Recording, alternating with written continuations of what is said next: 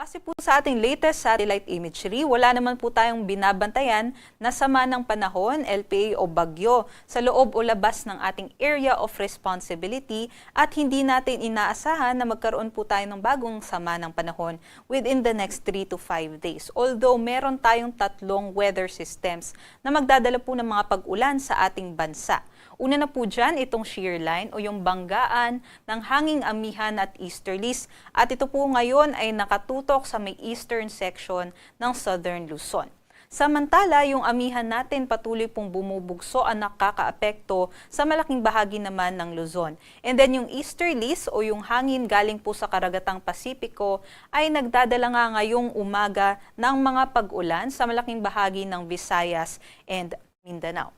Kaya para naman po sa ating forecast ngayong araw, dito po sa may Southern Luzon area, specifically dito sa may Bicol region, sa may Quezon, Laguna, Batangas and Rizal, even dito sa may Marinduque, Romblon and Oriental Mindoro, inaasahan po natin dyan yung maulap na panahon na may kalat-kalat na mga pag-ulan, pagkulog at pagkidlat dahil sa shear line.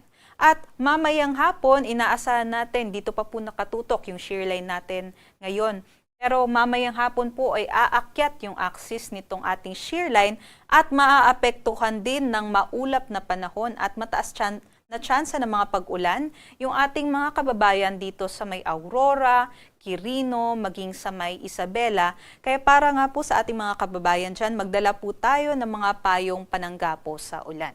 Yung amihan natin nakakaapekto nga sa malaking bahagi ng Luzon at posible din pong magdala ng mga mahihinang pag-ulan at makulimlim na panahon dyan sa may Cagayan, Batanes, maging dito sa may Apayao, Kalinga at dito rin po sa may Ifugao and Mountain Province. But for Metro Manila and the rest of Luzon, inaasahan naman po natin mas maliwalas po yung ating panahon ngayong araw liban po sa mga isolated light rains. At ito naman po ang ating inaasahan na agwat ng temperatura ngayong araw sa may Lawag 21 to 32 degrees Celsius, Tuguegarao 22 to 29 degrees Celsius, Baguio 14 to 25 degrees Celsius, sa may Metro Manila 23 to 30 degrees Celsius, Tagaytay 20 to 28 at sa may Legazpi 24 to 28 degrees Celsius. Samantala, sa may Palawan, Visayas at Mindanao, malaking bahagi nga po ng ating bansa ay apektado ng easterlies. Kaya't posible nga po yung mga pag-ulan ngayong araw, mataas po yung tsansa dito po sa may Soc-Sargen, Northern Mindanao, Davao Region and Caraga sa may Mindanao. And also, kabuuan po ng Visayas ay makakaranas po tayo maghapon ng mga maulap na panahon at may kalat-kalat din ng mga pag-ulan at mga thunderstorms. Aside nga po dito, yung thunderstorm natin, paalala lang po, ay may kaakibat din po ito na mga banta kagaya na lamang po ng hailstorm o yung mga lightning activities. Kaya doble ingat po sa ating mga kababayan dyan. But for Palawan and the western section din po ng Mindanao ay mas maaliwalas din po yung ating panahon liban lamang po sa mga thunderstorm activities. Ito naman po yung ating mga agwat ng temperatura dito sa Palawan, Visayas at Mindanao. Sa may Kalayaan Islands 26 to 29, sa may Puerto Princesa 26 to 30, Zamboanga 25 to 33, mas mainit po dyan sa southern parts ng Philippines, sa may Davao 24 to 32, Cagayan de Oro 24 to 29, Tacloban 24 to 30 at dito naman po sa may Cebu ay 25 to 31 and Iloilo naman 24 to 29 degrees Celsius.